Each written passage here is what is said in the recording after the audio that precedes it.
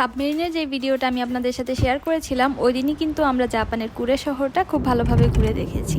এই সিটিতে একটি অলিভ ফ্যাক্টরি আছে যেটাও আমরা ভিজিট করেছিলাম। তারপরে এই শহরটা টুকটাক একটু ঘুরে দেখে সব শেষে আমাদের লাঞ্চটা করি একটি ইন্ডিয়ান রেস্টুরেন্টে। জাপানের এই কুরে সিটিটা ঘোরা নিয়েই আজকের এই ভিডিওটি। আশা করছি ভিডিওটা আপনাদের খুবই ভালো লাগবে। ভিডিওটা অবশ্যই শেষ পর্যন্ত দেখবেন। আসসালামু আলাইকুম সবাইকে, আমার পেজের নতুন আইটি ভিডিওতে আপনাদের সবাইকে স্বাগতম জানাচ্ছি। আশা করছি ভালো আছেন সবাই।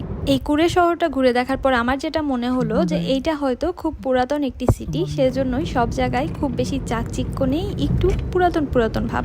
এখানে বেশ কয়েকটা ব্রিজ দেখতে পেরেছি যেগুলো আমার অনেক ভালো লেগেছে দেখতে। আর এই যে এইটাই হচ্ছে সেই অলিভ ফ্যাক্টরি যেটার কথা আপনাদেরকে বলছিলাম।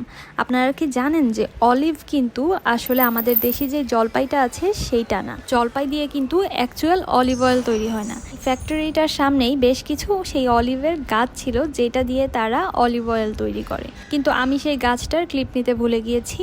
তবে বেশ কিছুদিন আগে আমি কিন্তু একটি পিকচার শেয়ার করেছিলাম, সেইখানে সেই অলিভটার ছবি ছিল।